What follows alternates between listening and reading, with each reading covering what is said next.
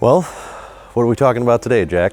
Talking about a truck. All right, well. Dodge Brothers tow truck. That we are. Which is really different and unique to the collection. It is. I really don't have another tow truck in the collection.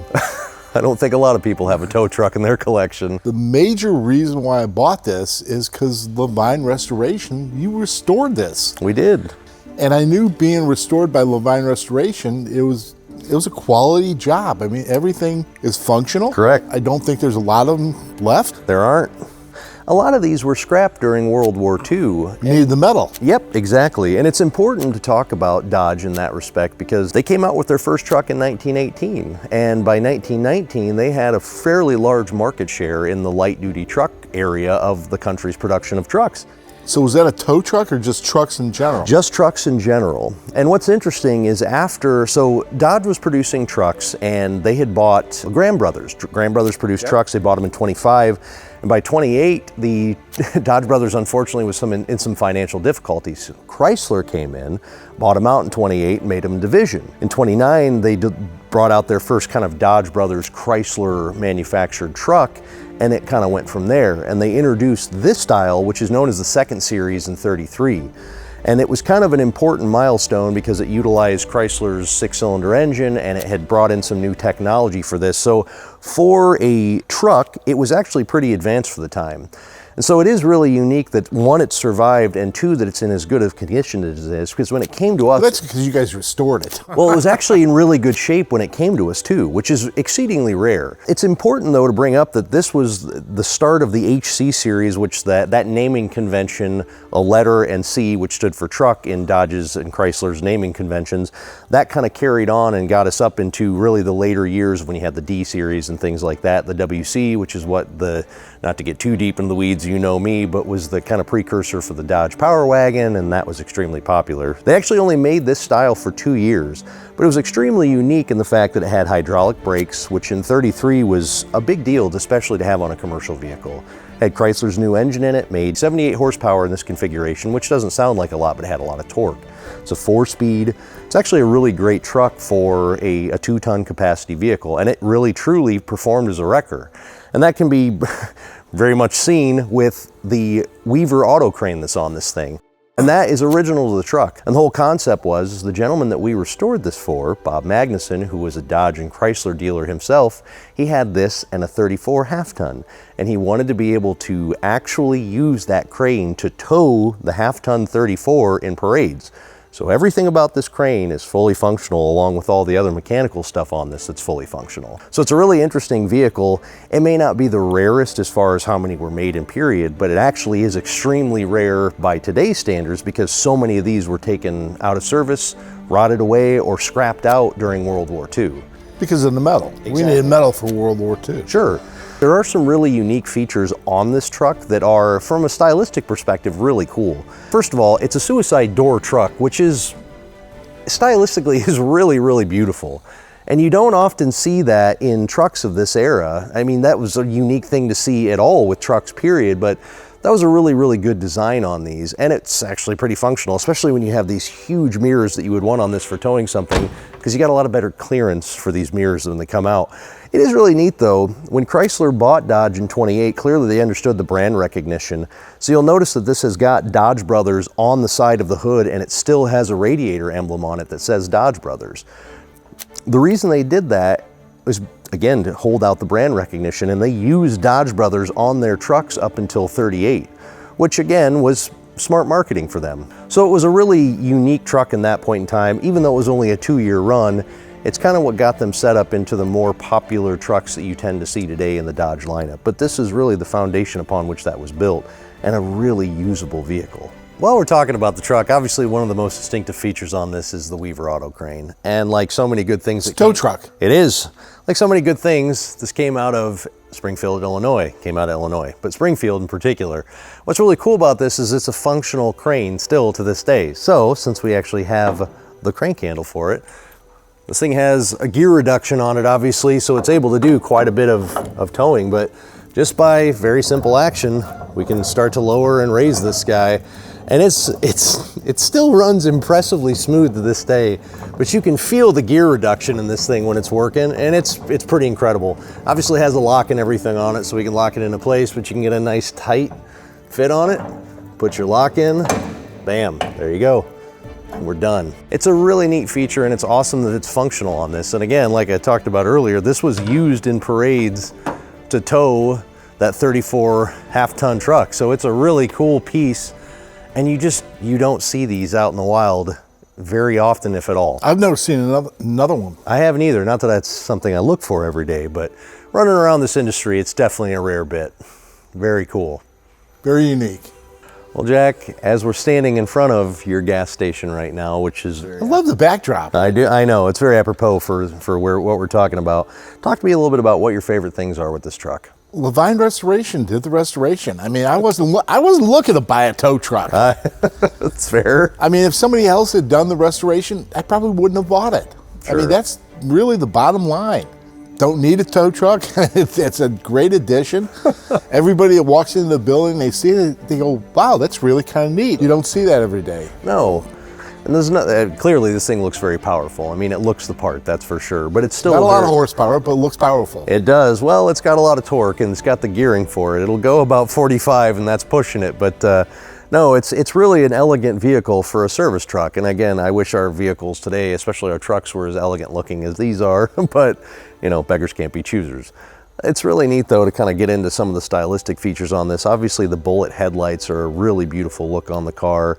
The fact that it still uses the Dodge Brothers insignia, uses the Dodge Brothers cloisonne on the radiator grille. You know, when you start really digging into the style on this, you end up going through and recognizing that this really was a beautiful truck. And it's neat too seeing the juxtaposition of, you know, your 2x12 you've got on here, which would have been very appropriate to have something that you could swap out easily because it was a tow truck. So they were going to run into stuff and push things around and everything under the sun. Turn signals were a safety feature, obviously, as this thing was actually used to tow vehicles, which we kind of discussed a little bit. They had gotten wrecked. Absolutely. Or stalled or broke down or whatever. Exactly. But again, it's really unique to see such a high survival rate on this thing. Well, I should say such a low survival rate, and the fact that this is here. Let's take a look under the hood on this thing. Sure. All right, so what's interesting, again, we kind of talked about how Chrysler bought Dodge in 28. They used Dodge engines up until this new series. They brought out the 217 cubic inch engine, 78 horsepower. What's really neat with this truck though is you've got a very robust ladder style frame on it, steel construction on it, stamped steel, all the good things that you would want on a commercial vehicle. But again, not super high horsepower, but you didn't need that. You were focusing on torque. Exactly. You needed torque and you needed gearing. So it doesn't look like much, but this was a very robust engine. And if memory serves, this basic engine design lived on up through basically the 60s, I want to say. A lot of the principles of this kind of carried on for quite some time, but it was a really solid truck on this and a really good engine for what we needed to do. Again, didn't matter what your top speed was, it's how much could you tow, and with a 7,000 pound capacity winch, if you could move that, you were great. And that was pretty much every vehicle you'd have on the road at that point in time that was a passenger car, aside from some huge things, maybe like your Minerva, that might be pushing the limits on it. Or a semi, exactly. But yeah, this is a really simple to work on, very easily, replaced, pulled out, everything else engine that was good for the mechanic that was using this tow truck. If you needed to change out spark plugs, you needed to work on the carburetor, anything like that, it was very simple to do. You didn't need high speed. You just needed to tow whatever broke down and get it to a garage to get somebody else to fix it. Sure. Well, think about today. Even when you're towing stuff today, it's not like you're moving 100 miles an hour. It's all about safely moving whatever's broken down from point A to point B. And the principle is still the same at this point in time as well. Some of the other neat features, while we're sitting here, again, since this was a heavy duty vehicle, this is a 6-bolt wheel on this, which was not the standard for wheels at this point in time, especially for the Dodge on this. So it was really built to be a very robust machine, but it was also built to be beautiful. It's really neat. And the main reason for that is a lot of the cab styling and whatnot was shared from the production car line. So you see a lot of those similar stylistic features that you would find on their regular vehicles. And those are obviously designed to be elegant and sell cars, so you got the benefit of, from the perspective of Dodge and Chrysler, you got economies of scale with that. You were able to produce a vehicle for cheaper, and when you were the buyer of the truck, you got all those stylistic concerns that you would have had with a consumer vehicle built into this, which made for a very beautiful truck. But one of the things that's really neat when you start looking and talking to these people about the history of these cars and just the economics of making a vehicle at that point in time, you had Dodge, who was in receivership basically by the time Chrysler bought them. And Chrysler was obviously smart about making money, as all these manufacturers were. So oftentimes what you would see these companies do when they had a commercial lineup of vehicles is the front end of the vehicle was akin to the design that they were using on their consumer grade cars. Exactly. Yeah. And that's why you got a lot of nice styling on a lot of the trucks. I mean, today... Hudson did the same thing. Sure, a lot of manufacturers did. Studebaker did that. A ton of manufacturers, when they got into the light truck market, they did that. But the cool thing is I could almost guarantee with this is if you go back and look at 33 Dodge, which you can very easily, most of this front end sheet metal would have been at least the same or an easy modification of to fit this application. It's neat to look at the car itself, but when you look at the car in a vacuum, you lose a lot of the context and the history of the vehicle.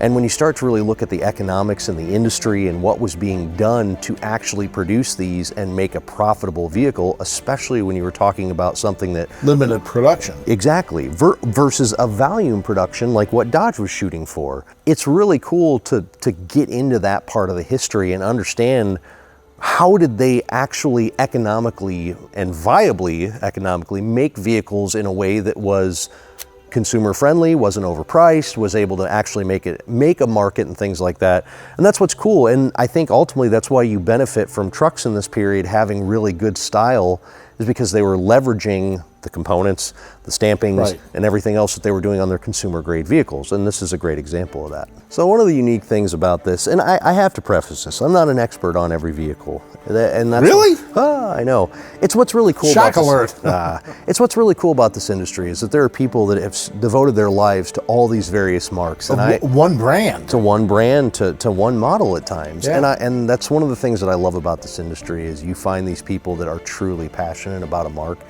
And like Packard. Like Packard or like, Dodge, Chrysler, you name it. There are people that we work with at every one of these marks, and it's really special.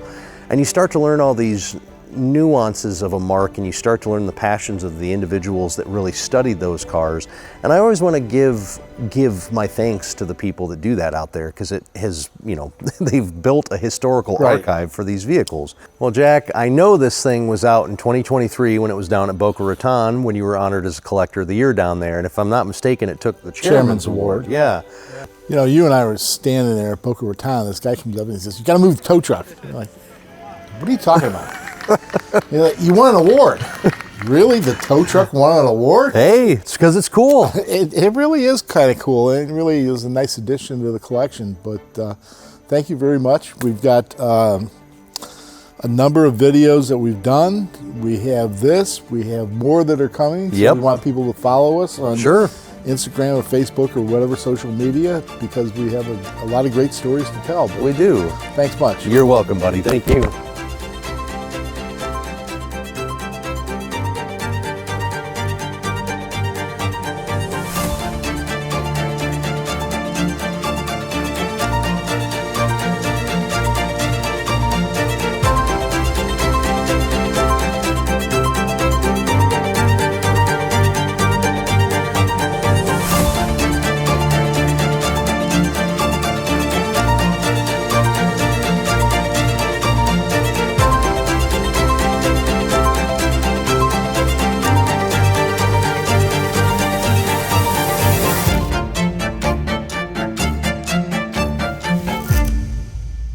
If you'd like to see more information, detailed photos, and a bit of history on each of these cars in this series and more, visit the JBScollection.com.